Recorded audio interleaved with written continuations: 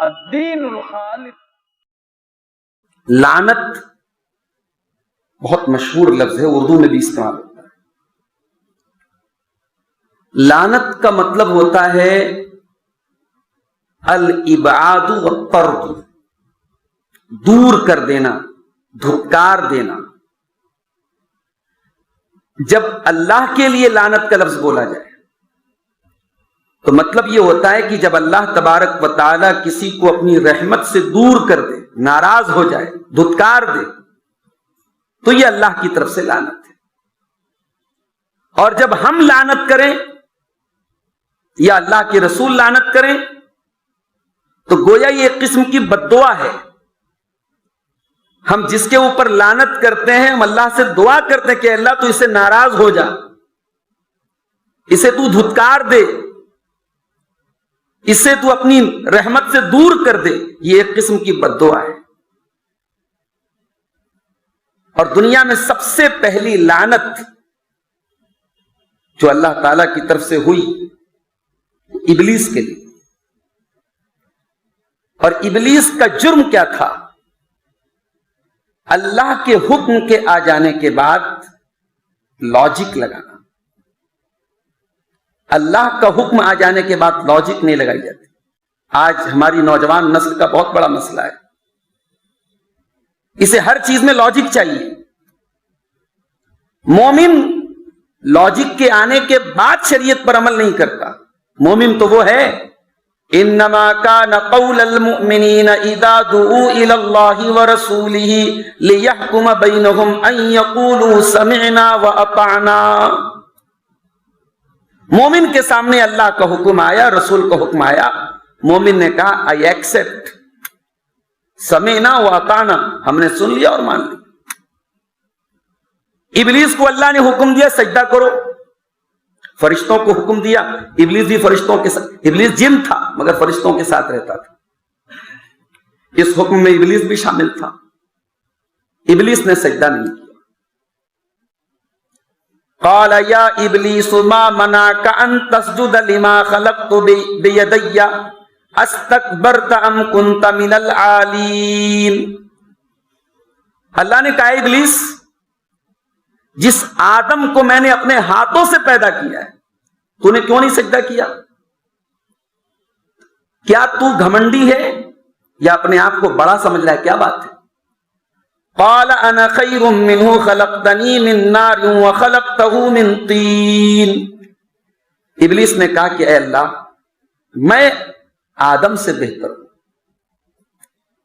دنیا میں میں کا نعرہ لگانے والا سب سے پہلا ابلیس تھا. کسی کو دولت پر میں کا ناز ہے، کسی کو شہرت پر میں کا ناز ہے، کسی کو خوبصورتی پر میں یہ ہوں، میں وہ ہوں. یہ دنیا میں سب سے پہلے انا اور ایگو اور اہنکار یہ سب سے پہلے ابلیس نے کیا تھا. انا خیر منہ، آئی ایم بیٹر دین ہم، میں اس سے بہتر ہوں. میں آگ سے پیدا ہوں، آدم مٹی سے پیدا ہوں، میں کو سجدہ کروں. قال فخرج منها فإنك رجيم. اللہ نے کہا بس بات ختم، نکل جا، ہماری رحمت سے، ہمارے قرب سے نکل جا. اب تو رجیم ہے. اس لیے شیطان کا نام بھی ہم لیتے تو کیا کہتے ہیں؟ شیطان الرجیم کہتے ہیں. شیطان کے نام کا ایک پارٹ ہو گیا. شیطان کون؟ شیطان مردود ہے. شیطان وہ ہے جو اللہ کے در سے دھتکارا گیا ہے. اللہ نے کہا نکل جا، فإنك رجیم، تو مردود ہے. وَإِنَّ عَلَيْكَ لَعْنَتِي إِلَىٰ يَوْمِ الدِّينِ. اور اے ابلیس، قیامت تک اب تیرے اوپر میری لعنت ہوتی ہے. تو دنیا کا سب سے پہلا ملعون کون ہے؟ ابلیس. اب ایک سوال ہے، ایک آدمی شراب پی رہا ہے، ایک آدمی چوری کر رہا ہے، ایک آدمی کوئی گناہ کا کام کر رہا ہے، تو کیا ہم کسی خاص آدمی کو یہ کہہ سکتے ہیں تیرے اوپر اللہ کی لعنت ہو؟ علماء نے لکھا ہے، اہل علم کہتے کہ نہیں کرنا چاہیے. آپ گناہ پر لعنت کریں، آپ متعین کسی کو خاص کر کے اس کے اوپر لعنت نہ کریں. آپ ایسے بولے کہ شرابی کے اوپر اللہ کی لعنت، زانی کے اوپر اللہ کی لعنت، بے ایمان کے اوپر اللہ کی لعنت ہو، لیکن اگر وہی کام کوئی کر رہا ہے تو اس کو نشانہ بنا کر کے تیرے اوپر اللہ کی لعنت ہو، مناسب نہیں۔ کبھی کبھی ایسا ہوتا ہے کہ انسان غصے میں کسی چیز پر لعنت کرتا ہے۔ ایک صحابی اللہ کے رسول کے ساتھ سفر میں جا رہے تھے، ہوا چلنے لگی، ان کے بدن کی چادر زمین پہ گر گئی، تو وہ مارے غصے کے ہوا پر لعنت کرنے لگے۔ اللہ کے نبی نے فرمایا کہ لا تلعنھا، ہوا کو لعنت مت کرو، فإنھا مأمورۃ، ہوا اللہ کے حکم سے چلتی ہے، ہوا اپنی مرضی سے نہیں چلتی، ہوا پر لعنت مت کرو۔ اور اس کے بعد اللہ کے نبی نے فرمایا کہ من لعن شیئا لیس بأہل لہا، اگر کسی نے لعنت کسی چیز پر کی اور وہ چیز لعنت کی حقدار نہیں ہے تو لعنت کرنے والے کی طرف پلٹ جائے گی۔ اس لیے کسی پر لعنت کرنے کے پہلے سوچ لینا چاہیے، اگر وہ لعنت کا حقدار نہیں ہے تو وہ لعنت ہماری طرف لوٹ جائے۔ اب آئیے قرآن و سنت کی روشنی میں ہم دیکھتے ہیں کہ لعنتی کون ہے۔ بہت سارے اعمال ہیں، بہت ساری ایسی چیزیں ہیں جن کے کرنے والے پر لعنت بھیجی گئی ہے قرآن و سنت میں۔ میں مختصر وقت میں چند اہم چیزیں، چند خاص چیزیں جن پر لعنت کی گئی ان کو بیان کر کے انشاءاللہ اپنی بات ہم ختم کریں۔ سب سے بڑی جو لعنت کی چیز ہے وہ کیا ہے؟ اللہ کا انکار کرنا، اللہ کے ساتھ شرک کرنا۔ کفر اور شرک، اس سے بڑا گناہ کیا ہو سکتا ہے؟ اور انسان اگر کفر کی حالت میں مر گیا، شرک کی حالت میں مر گیا، اللہ اکبر، تب تو اس کا ٹھکانہ ہی جہنم ہے۔ ان الذین کفروا وماتوا وهم کفار اولئک علیہم لعنت اللہ والملائکۃ والناس اجمعین، سورہ بقرہ کی آیت۔ جو لوگ کفر کی حالت میں مر گئے، جن کو توحید کی دولت نہ ملی، جن کو ایمان کی دولت نہ ملی، اسی حالت میں ان کا خاتمہ ہو گیا۔ اللہ فرماتا ہے ایسے لوگوں کے اوپر اللہ کی لعنت، فرشتوں کی لعنت اور تمام کے تمام انسانوں کی لعنت ہو۔ انسان کے پاس اگر توحید ہے تو اس کی قدر کرنی چاہیے۔ اسی ملک میں، اسی شہر میں ہم دیکھتے ہیں شرمگاہ کی عبادت، گائے کے آگے ہاتھ جوڑا جا رہا ہے، کیسی کیسی رسمیں ہو رہی، کہاں کہاں سے لوگ سفر کر کے ننگے پیر آتے ہیں، ایک بت کا طواف کرتے، ایک بت کی عبادت کرتے۔ اپنے شہر میں، اپنے پڑوس میں، اپنے آس پاس میں جب آپ شرک کو دیکھیں تو دل میں اللہ کا شکر ادا کریں میرے بھائی کہ اللہ نے ہمیں اور آپ کو توحید کی نعمت سے نوازا، اللہ نے ایمان کی نعمت سے نوازا۔ جب زندگی میں پریشانیاں آئیں، مسائل آئیں، روزی روٹی کا مسئلہ ہو، بچوں کی بیماریوں کا مسئلہ ہو، یہ سارے مسئلے جب آپ کو پریشان کریں تو دل میں یہ سوچ کے خوش ہو جائیں کہ اے اللہ، یہ سارے مسائل ایک طرف اور توحید کی نعمت ایک طرف ہے، ایمان کی نعمت ایک طرف۔ ایک مومن اگر غریب بھی ہے، مزدور بھی ہے، جھوپڑی میں رہتا ہے، کھانے کو نہیں ہے، پینے کو نہیں ہے، لیکن رب کے یہاں جائے گا، واللہ اس سے بڑا دولت مند کوئی نہیں، اس کے پاس ایمان کی دولت۔ اور دنیا میں اربوں خربوں کمانے والا بھی اللہ کے پاس ایمان کے بغیر جائے گا، اس سے زیادہ خسارے میں کوئی نہیں ہوگا۔ تو ایک سب سے بڑی جو لعنت کا کام ہے وہ کفر ہے۔ اسی طریقے سے منافق لوگ جو ہوتے تھے نبی کے دور میں، آج بھی بہت سارے منافق ہوتے ہیں، نام عبداللہ ہے، نام عبد الرحمن ہے، نام عبد الرحیم، اسلامی نام ہے، دل میں اسلام کے خلاف بغض ہے، عداوت ہے، نبی کے خلاف، نبی کے صحابہ کے خلاف ان کے دل میں جذبات ہیں۔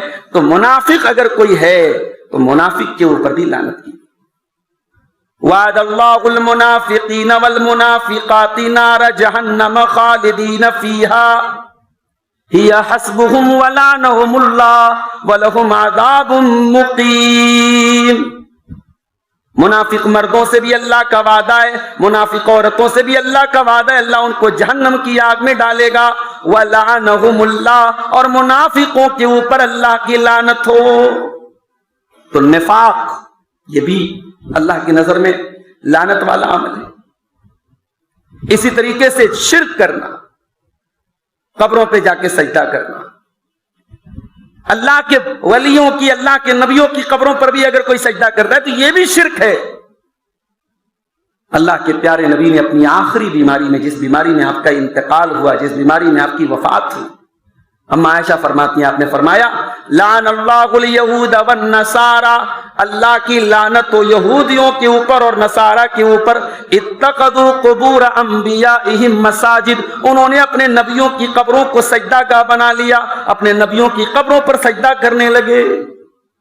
اور اسی لیے حضرت عائشہ کہتے، بخاری کے الفاظ ہیں کہ اس بات کا ڈر نہ ہوتا کہ کہیں آگے چل کر کے نبی کی قبر کو بھی مسجد نہ بنا لیا جائے تو اللہ کے نبی کی قبر اور نمایاں ہوتی اور ظاہر کیا جاتا، مگر اس کو اندر پیک رکھا گیا، اس کو اندر رکھا گیا تاکہ اس قبر پر کوئی کھلواڑ نہ ہو، اس قبر پر اس کو کوئی مسجد نہ بنائے۔ اور نبی دعا کرتے تھے، مسند احمد کی صحیح روایت ہے، اللہم لا تجعل قبری وثنا، اے اللہ میری قبر کو بت نہ بننے دینا، میری قبر کو لوگوں کی عبادت کی جگہ مت بننے دینا۔ آج کیا ہو رہا ہے؟ ہر جمعرات کو آپ دیکھیں بڑی تعداد میں ہمارے کلمہ گو بھائی اولیاء اللہ کی مزارات پہ جاتے ہیں اور وہاں جا کے باقاعدہ مرادیں مانگی جاتی ہیں، دعائیں ہوتی ہیں، سر ٹیکا جاتا ہے۔ مولانا الطاف حسین حالی نے کہا تھا، کرے غیر گر بت کی پوجا تو کافر، کواکب میں مانے کرشمہ تو کافر، جھکے آگ پر بہر سجدہ تو کافر، جو ٹھہرائے بیٹا خدا کا تو کافر، مگر مومنوں پر کشادہ ہیں راہیں، پرستش کریں شوق سے جس کی چاہیں، نبی کو جو چاہیں خدا کر دکھائیں، اماموں کا رتبہ نبی سے بڑھائیں، مزاروں پہ جا جا کے نظریں چڑھائیں، شہیدوں سے جا جا کے مانگیں دعائیں، نہ توحید میں کچھ فرق اس سے آوے، نہ اسلام بگڑے نہ ایمان جا۔ بھی ہم مسلمان کیا سمجھتے ہیں؟ ہم شرک پروف ہو گئے، کلمہ پڑھ لیا ہمارے اوپر شرک، ہم شرک کیسے کر سکتے ہیں؟ مسلمان شرک پروف نہیں ہے۔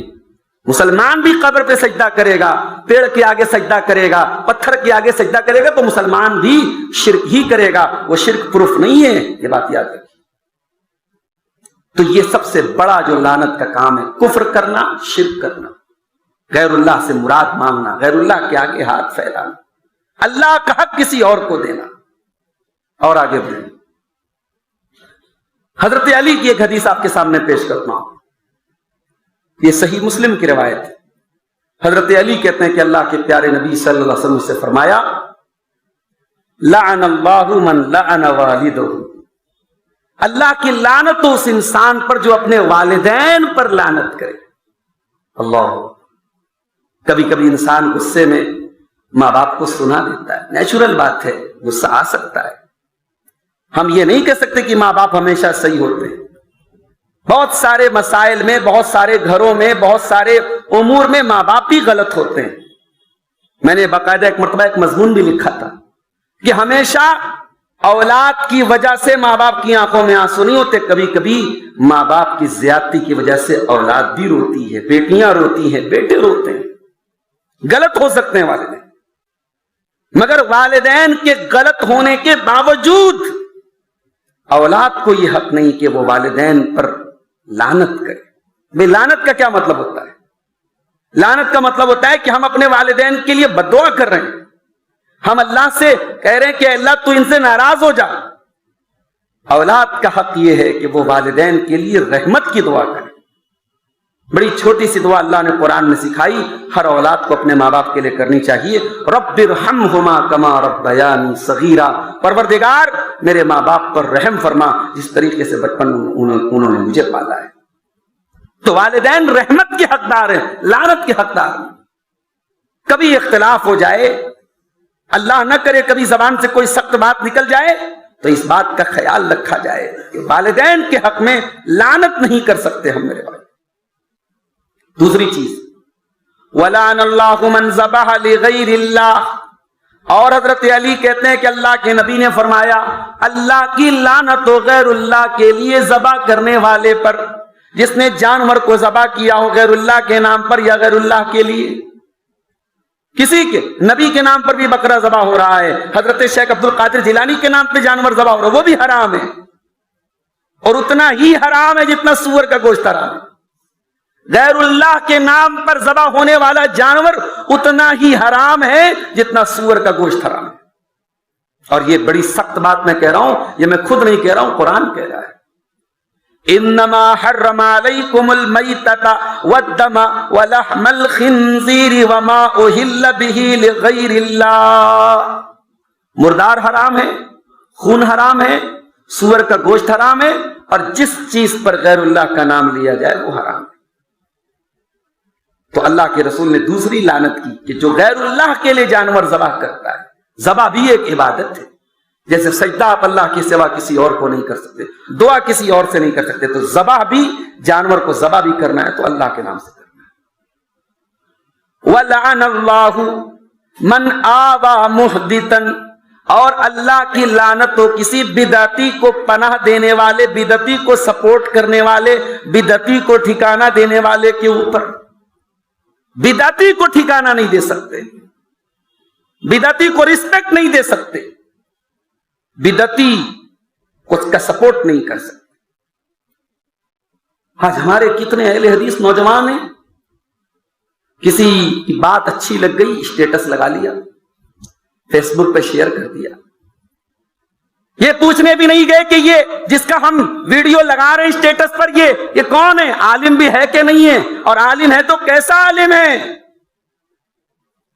کبھی کبھی ایسا ہوتا ہے نا کہ ایک آدمی غلط عقیدے کا ہوتا ہے اور بڑی سمپل سی بات وہ کرتا ہے، مگر اس سمپل بات میں بھی کہیں نہ کہیں وہ اپنا عقیدہ لے آتا ہے.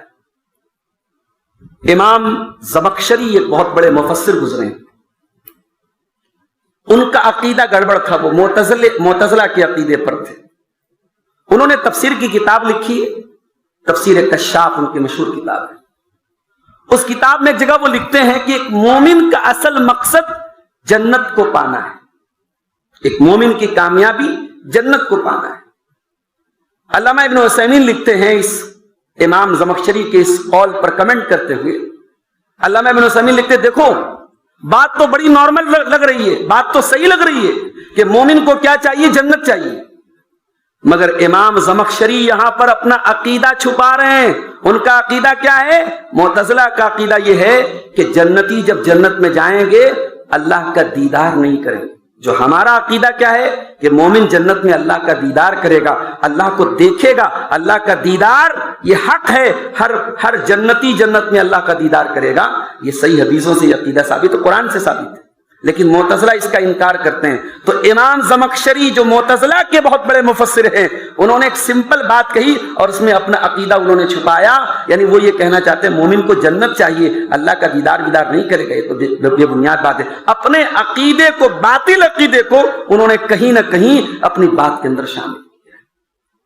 میرے نوجوان ساتھیوں، آپ اسٹیٹس لگا رہے ہو، آج رافضیوں کا اسٹیٹس اہل حدیث لگا رہا ہے، صحابہ کو گالی دینے والوں کا اسٹیٹس اہل حدیث لگا رہا ہے، نوجوانوں کو فساد کے اور بگاڑ کے راستے پہ لے جانے والے اسکالر اور نام نہاد ایسے لوگ جن کی زندگیاں، جن کی تقریریں ہمیشہ اس عربوں کی برائی میں گزری. ان کی تقریروں کا لب لباب کیا تھا؟ ساری دنیا کے سب سے بڑے عیاش، سب سے گندے لوگ کون ہیں؟ عرب کے لوگ.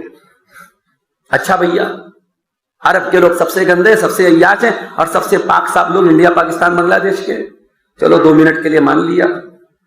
اب ایک موٹی سی بات کا جواب، عربوں کے یہاں بہت ساری برائیاں ہیں، ان کی کسی برائی کا ہم ڈیفینس نہیں کرتے، مگر ایک چیز ہے کہ آج آپ عرب کے اندر چلے جائیں، آپ کو شرک بہت کم ملے گا.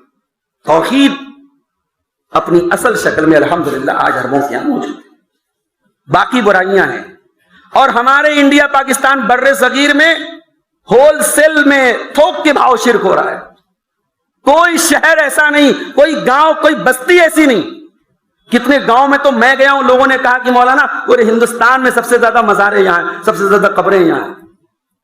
ابھی محرم کے موقع پر ایک ویڈیو آیا گھوڑے کی، ایک گھوڑے کو تیار کیا گیا، گھوڑے کو نام دیا گیا یہ حضرت حسین کا گھوڑا ہے، دلدل ہے، یہ دلدل مبارک ہے. اور گھوڑے کے نیچے سے چھوٹے چھوٹے بچوں کو عورتیں گزار رہی ہیں، یہ عقیدہ رکھ کر کہ یہ گھوڑا، یہ حضرت حسین کا گھوڑا ہے، یہ ہمارے بچوں کو شفا دے گا. واللہ عربوں کے ہاں یہ گھوڑا پرستی تو نہیں ہے میرے بھائی، یہ شرک تو نہیں ہے. اور جو لوگ اپنی تقریروں میں ساری زندگی عربوں کو گالی دیتے رہے، اللہ ان کے ساتھ جو معاملہ ہے وہ کرے گا. آج انہوں نے امت کو کہاں لا کے کھڑا کیا. پوری دنیا میں جہاں جہاں فساد کی یہ آگ نظر آ رہی ہے، یہ انہی علماء، انہی اسکالرز اور انہی دعات اور انہی خارجیت کے جراثیم کو امت کے جسموں میں پروسنے والے آج انہوں نے پوری دنیا کو، عراق کو، افغانستان کو، سیریا کو کہاں لا کے کھڑا کر کھنڈر بنا کے رکھ دیا، پوری امت کے خون کی ہولی کھیلی اور ساری زندگی سبق دیتے رہے کہ صاحب ہم تو امت کی بھلائی کا کام کرتے رہے۔ تو آپ علماء سے کانٹیکٹ کیجئے میرے بھائی، کسی کی بات سن کر کے کہ صاحب یہ بڑی اچھی تقریر کر رہا ہے، میں ہماری اہلیہ ہیں، کبھی کبھی وہی اسٹیٹس لگاتی ہیں، کوئی بات کسی عالم کی اچھی لگی، فیملی کے متعلق انہوں نے اسٹیٹس، میں نے سختی سے منع کیا کہ آپ پہلے مجھ سے پوچھ لیں۔ ضروری نہیں ہے کہ ساس بہو کے تعلق سے کسی نے اچھی بات کہہ دی تو اس کو اسٹیٹس لگا دیا جائے، کسی نے فیملی کے متعلق میاں بیوی کے رشتے کے تعلق سے کوئی اچھی بات کی اس کو اسٹیٹس، آپ وہ عالم ہے کہ نہیں ہے، وہ کون ہے، کیا ہے؟ آج ہمارے اہل حدیث لوگ بدعتیوں کو سپورٹ کر رہے، بدعتیوں کو پروموٹ کر رہے ہیں، اللہ کے نبی لعنت کر رہے، لعن اللہ من آوى محدثا، اللہ کی لعنت ہو بدعتیوں کو سپورٹ کرنے والے، بدعتیوں کو پناہ دینے والے کی۔ وَلَعَنَ اللَّهُ مَنْ غَيَّرَ مَنَارَ الْأَرْضِ، اور اللہ کی لعنت تو زمین کے نشانات مٹانے والے کے اوپر۔ آج کتنے مسلمان ہیں بھائی بھائی کی زمین پر ناجائز تجاوز کر رہا ہے، پڑوسی کی زمین پر ناجائز قبضہ کر رہا ہے، قبرستان پہ مکانات بن گئے، مدرسے کی زمینیں ہڑپ لی گئیں۔ کیا دوسروں کو ہم ایمانداری کا درس دیں گے؟ سر سے پیر تک آج ہماری قوم بے ایمانی میں ڈوبی ہوئی۔ عدالتوں میں چلے جاؤ، کچہریوں میں چلے جاؤ، غیر مسلموں کے کیس کم ملیں گے آپ کو، مسلمانوں کے کیس زیادہ ملیں گے، آپس میں بے ایمانی۔ اللہ کے نبی کہہ رہے ہیں لعن اللہ من غیر منار الارض، یہ زمین، یہ جائیداد کہاں لے کے جاؤ گے؟ جانا ہے 2 گز زمین میں، نہ زمین تمہارے ساتھ جائے گی، نہ جائیداد تمہارے ساتھ جائے گی، نہ بینک بیلنس تمہارے ساتھ جائے گا، سب ٹھاٹ پڑا رہ جائے گا جب لاد چلے گا بنجارا۔ یہ ساری زمین جائیداد تمہارے وارثین مزے لوٹیں گے، تم بے ایمانی کر کے، تم کسی کا حق مار کے، کسی کی زمین پر ناجائز قبضہ کر کے، ایک فٹ ہی صحیح، ایک ہاتھ ہی صحیح، اگر کسی نے کسی کی زمین کے اوپر ناجائز قبضہ کیا ہے، اللہ کو کیا جواب دو گے میرے بھائیوں؟ اللہ کے نبی لعنت کر رہے، لعن اللہ من غیر منار الارض، اللہ کی لعنت ہو زمین کے نشانات مٹانے والے کی۔ اور آگے بڑھیے، ایک اور گناہ ہے جو بڑی تیزی سے ہمارے قوم میں پنپ رہا ہے، جس پر لعنت کی اللہ کے نبی۔ صحیح مسلم کی روایت ہے، اللہ کے پیارے نبی نے فرمایا لعن اللہ آکل الربا وموکلہ وکاتبہ وشاہدیہ، سود کھانے والے پر اللہ کی لعنت، سود کھلانے والے پر اللہ کی لعنت۔ 99% لوگوں کا سیونگ اکاؤنٹ ہے، سب کے اکاؤنٹ میں انٹرسٹ کی رقم آ رہی ہے، کتنے لوگ انٹرسٹ کی رقم کو نکال کر کے اپنے استعمال میں نہیں لاتے، احتیاط کرتے، کتنے لوگ کرتے ہیں بھائی؟ انٹرسٹ کی رقم آج 99% لوگوں کے اکاؤنٹ میں آ رہی ہے۔ ہر کوارٹر میں بینک کا جو ہے اسٹیٹمنٹ آپ نکالیں گے، پتہ لگ جائے گا کتنا، جتنا آپ کا اماؤنٹ اکاؤنٹ میں بیلنس ہوگا اسی حساب سے انٹرسٹ آپ کو ملے گا۔ یہ انٹرسٹ ہمارے لیے حرام ہے، اتنا بڑا حرام ہے، سگی ماں کے ساتھ زنا کرنے سے بھی زیادہ حرام ہے۔ مسلمان دھڑلے سے استعمال، ایف ڈی کرا رہا ہے مسلمان۔ ایف ڈی کیا ہے بھائی؟ بینک کیا دے رہا ہے آپ کو؟ 4% بیاج دے رہا ہے۔ نبی نے کہا سود کھانے والے پر، سود کھلانے والے پر، سود کی گواہی دینے والے پر اور سود لکھنے والے پر، سب پر اللہ کی لعنت، تو سب برابر ہے۔ کل بوکارو میں پروگرام تھا میرا، جھارکھنڈ میں، ایک صاحب انگلش میں بات کر رہے تھے، تقریر کے بعد میرے پاس آئے، پھراٹے دار انگلش بول رہے تھے۔ لوگوں نے بتایا کہ یہ صاحب بینک میں نوکری کر رہے تھے، ریٹائر ہوئے۔ بینک میں نوکری کرنا کیسا ہے جس بینک کی بنیاد سود اور بیاج پر ہو؟ ایک غیرت مند مسلمان، ایک دیندار مسلمان کبھی بینک میں جاب کرنا پسند نہیں کرے۔ جہاں بینک میں سودی کاروبار، ظاہر ہمارے یہاں تو سارے بینک سودی بینک ہیں، سب انٹرسٹ کا کام کرتے ہیں، سارے انٹرسٹ کے بل پر چل رہے ہیں، اس بینک میں جاب کرنا مسلمان کے لیے جائز نہیں ہے، اہل علم کا فتویٰ موجود ہے۔ نبی کے الفاظ بڑے سخت ہیں، آپ نے کہا سود کھانے والا، کھلانے والا، لکھنے والا، گواہی دینے والا سب برابر ہے، سب پر اللہ کی لعنت۔ تو سود سے اپنے آپ کو بچاؤ۔ ایک اور چیز ہے، ہماری مائیں بہنیں غور سے سنیں، بڑی پیاری حدیث سنانے جا رہا ہوں، بخاری کی روایت، حضرت عبداللہ بن مسعود کہتے ہیں لعن اللہ الواشمات والمتوشمات والمتنمسات والمتفلجات للحسن المغیرات خلق اللہ، اللہ کی لعنت ہو گدنا گودنے والی عورت پر۔ گدنا کیا ہوتا تھا؟ پہلے کیا کرتے تھے، وہ بدن پہ وہ آلات کے ذریعے نقش و نگار، جیسے آج کے زمانے میں ٹیٹو چل رہا ہے، شوہر کے نام کا بیوی ٹیٹو بنوا رہی ہے، بیویاں شوہر کے، مسلمانوں میں بڑی تیزی سے چل رہا ہے، بڑے بڑے مالز میں باقاعدہ ٹیٹو بن رہے ہیں، برقع نشین خواتین بھی وہاں ٹیٹو بنواتے ہوئے آپ کو نظر آ جائیں گے۔ یہ ٹیٹو بنوانا بھی اس میں شامل ہے۔ گدنا گودنے والی، گدنا گدوانے والی عورتوں پر اللہ کی لعنت۔ والمتنمسات، اور اپنے آئی برو کو نوچنے والی، اپنے آئی برو کے ساتھ بلا وجہ۔ ایک تو ہوتا ہے کسی عورت کی جو آئی برو ہے بہت زیادہ گھنی ہے، نارمل جو ایک عورت کی آئی برو ہوتی ہے اس سے یعنی ہٹ کر کے ایب نارمل ہے، اس کو نارمل کیا جا سکتا ہے۔ جیسے اگر کسی عورت کے چہرے پر کہیں بال آ جائے اس کو ریموو کیا جا سکتا ہے۔ ایب نارمل اگر کوئی چیز، کسی عورت کے دانت اگر بہت بڑے بڑے ہیں یا دانت باہر نکل رہے ہیں تو اس کو ڈینٹسٹ سے مل کر کے اس کو صحیح کیا جا سکتا ہے۔ لیکن عرب میں کیا ہوتا تھا، وہ دانتوں کے بیچ میں گیپنگ کرتے تھے خوبصورتی کے لیے، اچھے بھلے دانتوں میں گیپنگ کر دیتے تھے، وہ ایک فیشن تھا اس دور کا۔ جیسے آج کل بہت فیشن چل رہا ہے ہمارے نوجوانوں میں، دیکھیے بعض نوجوانوں کا بال جو ہوتا ہے عجیب و غریب شکل کے بال چل رہے ہیں، بندروں کے جیسے بال، عورتوں کے جیسے لمبے لمبے بال، پیچھے سے تو سمجھ میں نہ آئے کہ محترم ہے کہ محترمہ ہے، ایسے بال چل رہے ہیں آج کل۔ بس صرف وہ کان میں بالی اور ہونٹوں پہ لپسٹک کی کمی رہ جاتی ہے بعض ہمارے مردوں کے اندر، اس پر بھی اللہ کے نبی نے لعنت، وہ بھی حدیث آ گیا ہے۔ تو یہ سب چل رہا ہے فیشن کے نام پہ۔ نبی نے کہا لعنت ہو ایسی عورت پر جو آئی برو کے ساتھ چھیڑ چھاڑ کرتی ہے، جو دانتوں میں گیپنگ کرواتی ہے، المغیرات خلق اللہ، جو اللہ کی تخلیق کے ساتھ چھیڑ چھاڑ کرتی ہے۔ اللہ نے جیسا بنایا ہے اس کے ساتھ چھیڑ چھاڑ نہیں کر سکتے، اسی لیے سرجری کرا کے اپنے جسم کے ساتھ کھلواڑ کرنا بھی جائز نہیں۔ سرجری کرا کے بھی بہت کچھ کھلواڑ ہو رہا ہے جسم کے ساتھ، وہ جائز نہیں ہے، جائز نہیں۔ المغیرات خلق اللہ، ایسی عورتوں پر اللہ کی لعنت ہو جو اللہ کی تخلیق میں تبدیلی کرتی۔ عبداللہ بن مسعود نے یہ بات بیان کی، اب بڑے غور سے سنیے گا۔ ایک عورت تھی، اس کا نام یعقوب تھا۔ اس عورت کو پتا چلا کہ عبداللہ بن مسعود نے ایسی ایسی عورتوں پر لعنت کی ہے۔ وہ عورت آتی ہے اور کہتی ہے کہ آپ نے کیوں ایسی ایسی عورتوں پر لعنت کی؟ تو حضرت عبداللہ نے کہا الا وما لی لا العن من لعن رسول اللہ ولعنہ اللہ، میں ایسی عورتوں پر لعنت کیوں نہ کروں جس پر اللہ کے رسول نے بھی لعنت کی اور جس پر قرآن میں بھی لعنت کی گئی۔ میری پیاری ماں بہنوں ذرا غور سے سنیے گا، جب اس عبداللہ بن مسعود نے کہا کہ ایسی عورتوں پر قرآن میں بھی لعنت کی گئی ہے تو وہ عورت جواب دیتی ہے قرأت ما بین الدفتین، میں نے پورا قرآن پڑھا ہے، پورے قرآن میں کہیں ایسی عورتوں کا تذکرہ نہیں ملا۔ معلوم یہ ہوا کہ وہ عورت قرآن کی حافظہ تھی اور قرآن صرف یاد نہیں کیے تھی، قرآن کا معنی اور مطلب بھی جانتی تھی، قرآن کی عالمہ بھی تھی۔ آج ہمارے گھر کی عورتیں قرآن کی حافظہ تو بڑی دور کی بات، قرآن کی عالمہ تو بڑی دور کی بات ہے، قرآن کی جو بیسک نالج ہے اور قرآن کے جو بیسک احکامات ہیں وہ بھی ہمارے گھر کی عورتوں کو۔ یہ فتنے کیوں پیدا ہو رہے ہیں؟ ابھی مئو سے میرے پاس ایک میسج آیا، کل مئو میں میرا پروگرام ہے، مئو سے ایک اہل حدیث گھر کی لڑکی کسی غیر مسلم لڑکے کے ساتھ شادی کر دیتی، حال کا واقعہ ہے۔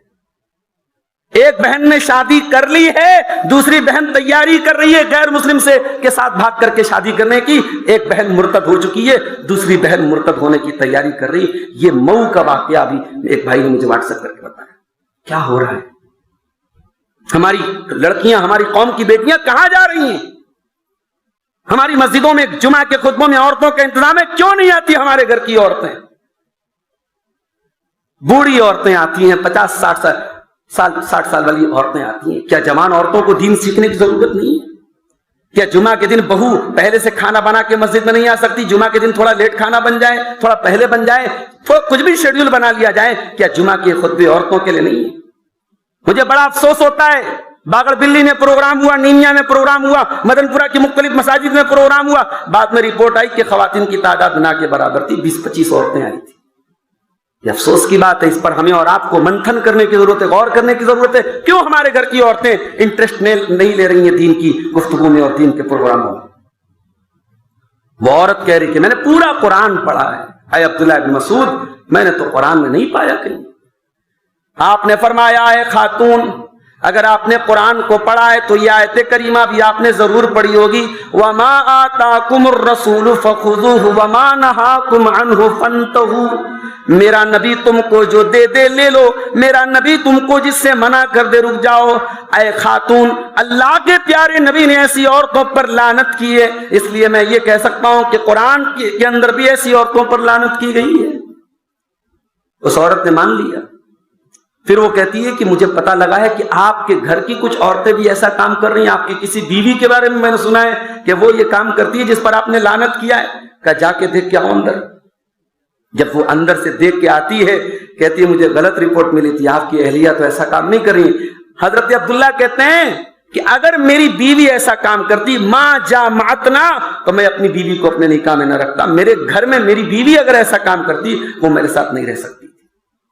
یہ صحابہ تھے اور یہ سنت کے متعلق اور اللہ کے نبی کے فرمان کے متعلق ان کا احساس تھا۔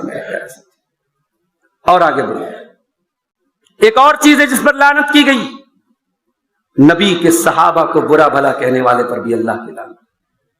من سب اصحابی، جو میرے صحابہ کو برا بھلا کہے، فعلیہ لعنت اللہ والملائکۃ والناس اجمعین، اس کے اوپر اللہ کی لعنت، فرشتوں کی لعنت، تمام لوگوں کی لعنت۔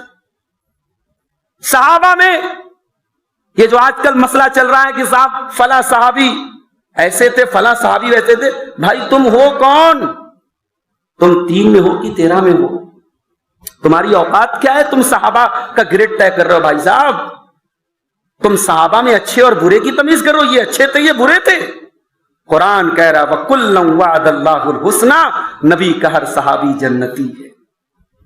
قرآن کہہ رہا ہے وَالسَّابِقُونَ الْأَوَّلُونَ مِنَ الْمُهَاجِرِينَ وَالْأَنصَارِ وَالَّذِينَ اتَّبَعُوهُمْ بِإِحْسَانٍ رَضِيَ اللَّهُ عَنْهُمْ وَرَضُوا عَنْهُ، نبی کے سارے صحابہ سے اللہ راضی ہے، تمہارے سرٹیفکیٹ کی صحابہ کو ضرورت نہیں ہے۔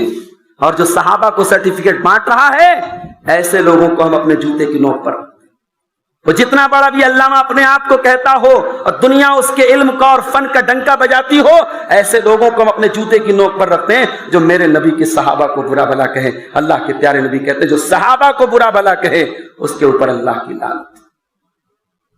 ان الذین یؤذون اللہ ورسولہ، جو لوگ اللہ کو تکلیف پہنچاتے ہیں اس کے رسول کو تکلیف پہنچاتے ہیں، اللہ نے فرمایا ان کے اوپر بھی اللہ کی لعنت ہو۔ جب اللہ کے رسول کو تکلیف پہنچانے والے پر اللہ کی لعنت ہے تو ظاہر ہے نبی کے صحابہ نبی کے چہیتے نبی کے محبوب تھے، نبی کے صحابہ کے اوپر بھی سب کو شتم کرنے والے تبرہ کرنے والوں پر بھی اللہ کی لعنت۔ ایک اور عمل ہے جس پر لعنت کی گئی، شراب پینے پلانے والے پر بھی اللہ کی لعنت۔ اللہ کے پیارے نبی فرماتے، ترمذی کی روایت ہے، اللہ کی لعنت ہو شراب کے متعلق 10 طریقے کے لوگوں پر اللہ کی لعنت۔ آسرہا، شراب کے لیے شراب کا انگور کا رس نچوڑنے والا یا کسی پھل کا رس نچوڑنے والے پر اللہ کی لعنت ہو۔ ومتعصرہ، اور جس کے لیے رس نچوڑا جا رہا ہے اس کے اوپر بھی اللہ کی لعنت ہو۔ وشاربہا، اس کے پینے والے پر اللہ کی لعنت۔ وحاملہا، اس کا برتن لے جانے والے پر اللہ کی لعنت۔ والمحمولۃ الیہ، اور جس کے لیے برتن لے کے جایا جاتا ہے اس کے اوپر اللہ کی لعنت۔ وساقیہا، پلانے والے پر اللہ کی لعنت۔ وبائعہا، بیچنے والے پر اللہ کی لعنت۔ ومشتریہا، خریدنے والے پر اللہ کی لعنت۔ والمشترات لہ، جس کے لیے خریدا جا رہا ہے سب پر اللہ کی لعنت۔ شراب کے متعلق 10 چیزوں پر اللہ کے نبی نے لعنت کی۔ آج ہمارے یہاں بڑی تیزی سے نوجوانوں میں نشے کا بھی رجحان پڑ رہا ہے۔ بڑے بڑے شہروں میں تو نوجوان مسلمان ڈرگس لے رہے ہیں، بڑی تیزی سے مسلمان نوجوانوں کو ڈرگس کا عادی بنایا جا رہا ہے۔ ان کے جسم کو کیسے کھوکھلا کیا جائے، ان کو کیسے بیکار کیا جائے اس کی پلاننگ کی جا رہی ہے، اور ہمارا نوجوان بڑی تیزی سے اس سے متاثر ہو رہا ہے۔ یاد رکھو میرے بھائی، شراب پینے والا، نشہ کرنے والا اللہ تعالیٰ کی لعنت کا حقدار ہے، نبی نے اس کے اوپر لعنت۔ اور آگے بڑھیے، میاں بیوی کا رشتہ ہے، بڑا سینسیٹیو رشتہ ہے۔ میاں بیوی کو ایک دوسرے کی ضرورت ہے، اللہ نے ایک دوسرے کا لباس بنایا ہے۔ اگر میاں بیوی ایک دوسرے کی ضرورتوں کو نہ پورا کریں، ایک دوسرے کی ضرورتوں کو پورا کرنے میں ہچکچاہٹ محسوس کریں، ایک دوسرے کے حق ادا کرنے میں آنا کانی کریں، یہ بھی لعنت کا سبب ہے۔ اللہ کے پیارے نبی صلی اللہ علیہ وسلم فرماتے ہیں اذا دعا الرجل امرأته الى فراشه، اگر شوہر اپنی بیوی کو بلائے اور بیوی انکار کرے اور شوہر اسی حال میں رات گزار دے، لعنتها الملائکۃ حتی تصبح، تو صبح تک فرشتے اس عورت پر لعنت کرتے رہتے۔ یہ بات یاد رکھنی چاہیے، اگرچہ یہاں صرف عورت کا ذکر ہے، لیکن یہ چیز اگر شوہر کی طرف سے بھی ہے اور شوہر اپنی بیوی کے حقوق میں جان بوجھ کر کے کوتاہی کرتا ہے اور شادی کے مقدس بندھن میں بندھنے کے باوجود اپنی بیوی کی ضروریات کو پوری نہیں کرتا ہے، ایسا شوہر بھی اللہ تعالیٰ کے اب پکڑا جائے گا۔ اور ایسی عورت جو بڑی نیک ہے، بڑی دیندار ہے، بڑی نمازی ہے، بڑی متقی، بڑی پرہیزگار ہے، لیکن شوہر کو اگر اس کے جائز حقوق سے محروم رکھتی ہے، ایسی عورت پر اللہ کے فرشتے لعنت کرتے ہیں۔ اور یاد رکھو، اسی لیے عورت کو منع کیا گیا شوہر کی اجازت کے بغیر وہ نفل روزہ نہ رکھے۔ کیوں؟ روزہ رکھنے میں بھی ایک ریسٹرکشن ہوتی ہے، ایک پابندی ہوتی ہے کہ فجر سے لے کر مغرب تک شوہر بیوی کے قریب نہیں جا سکتا۔ اس پابندی کا عورت، رمضان کی بات الگ ہے، فرض روزے کی بات الگ ہے، اگر نفل روزہ رکھنا چاہتی ہے تو شوہر سے اجازت لینا ضروری ہے۔ شوہر کی اجازت کے بغیر عورت کو نفل روزہ رکھنے کی اجازت نہیں۔ اسی طریقے سے ایسے لوگوں پر بھی اللہ کی لعنت کی گئی جو حضرت لوط علیہ السلام کی قوم کا عمل کرے۔ اللہ کے پیارے نبی نے فرمایا لعن اللہ من عمل قوم لوط، جو لوط علیہ السلام کی قوم کا عمل، جو بڑا ہی گھناؤنا اور قبیح عمل، اس گندگی کی شروعات، اس بے حیائی کی شروعات روئے زمین پر لوط علیہ السلام کی قوم نے کی تھی، آج اس کو بھی فیشن کا نام دیا جا رہا ہے۔ یہ عمل بھی بڑی تیزی سے نوجوانوں کے اندر پھیلایا جا رہا ہے، عدالتوں سے اس کے جواز کے لائسنس دیے جا رہے ہیں۔ اگر کہیں پر یہ عمل ہو رہا ہے، نبی نے 3 مرتبہ لعنت کی کہ قوم لوط کا عمل کرنے والے پر اللہ کی لعنت ہو، قوم لوط کا عمل کرنے والے پر اللہ کی لعنت ہو۔ آپ نے 3 مرتبہ لعنت فرمائی۔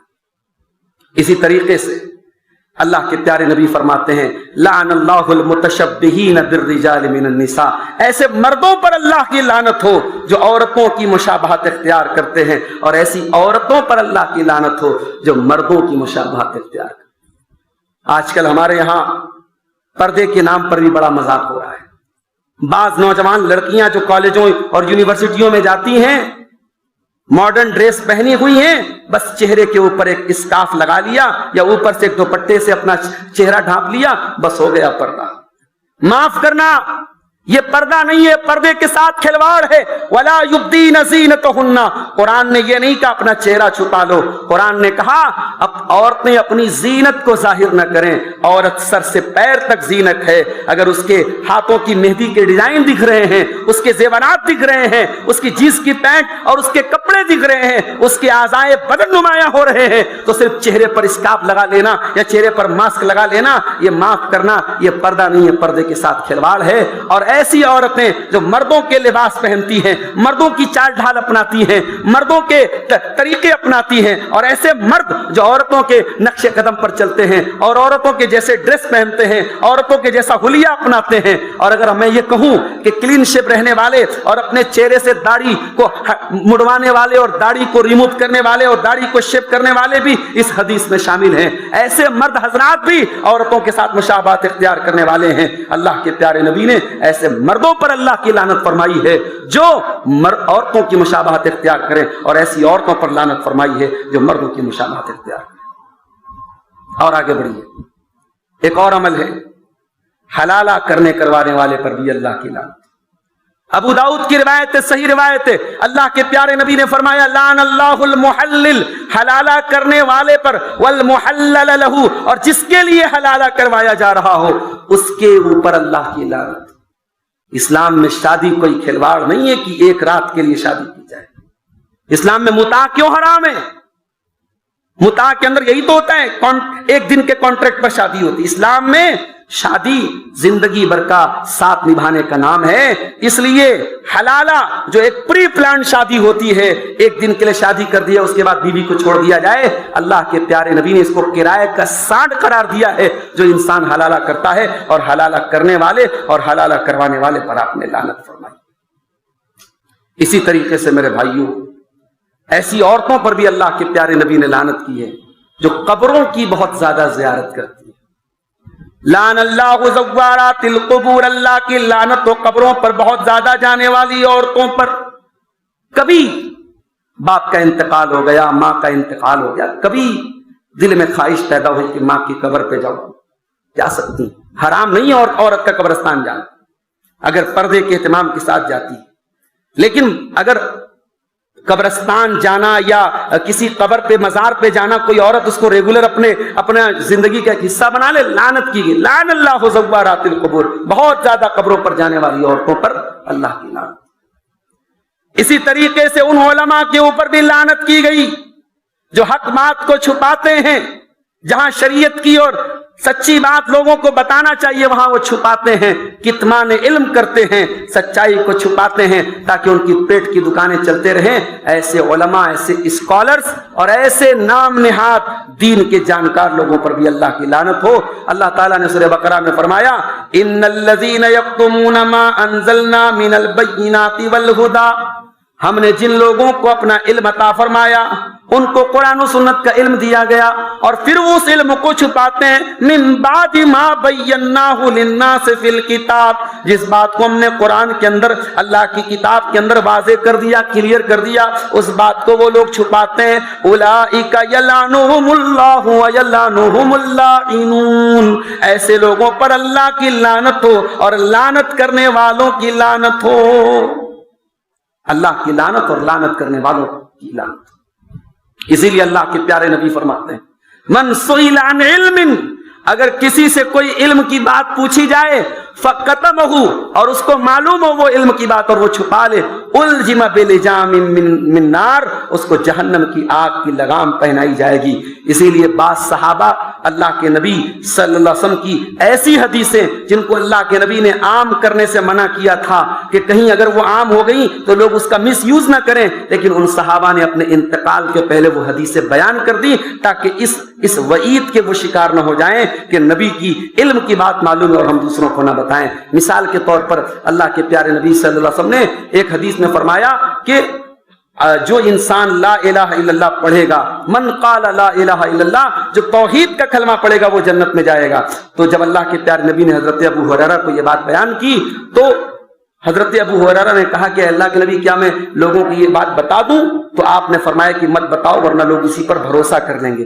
آپ نے اس وقت تو منع کر دیا، مگر حضرت ابو ہریرہ رضی اللہ تعالیٰ عنہ نے اپنی وفات کے پہلے یہ حدیث امت کو بیان کر دی تاکہ چھپانے والوں میں ان کا شمار نہ ہو جائے. تو اگر علم کی کوئی بات معلوم ہے اور اس کو ظاہر کرنے کی ضرورت پڑ رہی ہے تو ظاہر کرنا چاہیے، چھپانے والے پر بھی اللہ کی لعنت. اسی طریقے سے میرے عزیز بھائیوں، آج کا دور ایسا دور ہے، بہت ساری گندگیاں سماج میں رائج ہیں. ایسے لوگ جو کاہنوں کے پاس جاتے ہیں اپنا بھوشیہ پتا کرنے کے لیے، مستقبل پتا کرنے کے لیے، جو نجومیوں کے پاس جاتے، پامسٹ کے پاس جاتے ہیں، ہتھیلیوں کی لکیریں دیکھ کر کے بھوشیہ بتانے کی بات جو دعویٰ کرتے ہیں. کسی کا سامان چوری ہو گیا، کوئی دعویٰ کرتا ہے کہ میں بتا دوں گا چور کہاں ہے. اس طریقے سے غیب دانی کا دعویٰ کرنے والوں کے پاس جو جاتے ہیں ان کے اوپر بھی اللہ کے پیارے نبی نے لعنت کی. آپ نے فرمایا من اتا کاہنا او عرافا، جو کسی عراف کے پاس، کسی کاہن کے پاس، کسی جوتشی کے پاس جاتا ہے، اس سے غیب کے وہ غیب جاننے کا دعویٰ کرتا ہے اور اس سے ایسی باتیں پوچھتا ہے جو عام طور سے معلوم نہیں ہے، تو ایسے انسان کے اوپر بھی اللہ کی لعنت ہو. تو میرے عزیز بھائیوں اور بزرگوں، یہ لعنت کا کہ حقدار بنا دینے والے یہ چند اعمال تھے جو آپ کے سامنے بیان کیے گئے. آئیے ہم اللہ سے دعا کریں رب العالمین ہمیں ان تمام اعمال سے بچنے کی توفیق عطا فرمائے. رب العالمین ہمیں اپنی رحمتوں میں جگہ عطا فرمائے اور اپنی لعنت سے اور اپنے غیظ و غضب سے رب العالمین ہم سب کو محفوظ رکھے. رب العالمین ہمارے نوجوان بھائیوں کو ان تمام اعمال سے جن پر قرآن و سنت پہ لعنت کی گئی ہے، اللہ بالخصوص ہمارے نوجوان بھائیوں کی حفاظت فرمائے. ہماری ماں بہنوں کو بھی اللہ تعالیٰ شریعت کے احکام پر چلنے کی توفیق عطا فرمائے. جو ہم میں بیمار ہیں اللہ ان کو شفاء کامل عاجل عطا فرمائے.